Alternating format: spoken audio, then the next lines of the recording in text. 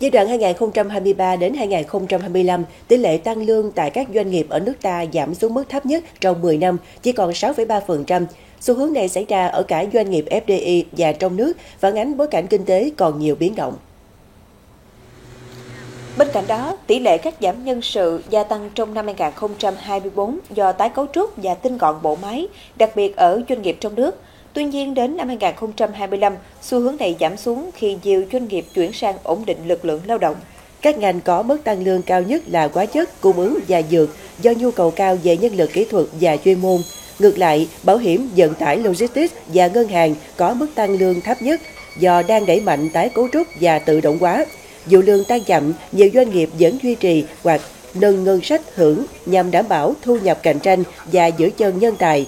Trong năm 2025, doanh nghiệp kỳ vọng tiếp tục giữ mức thưởng cao hơn năm trước.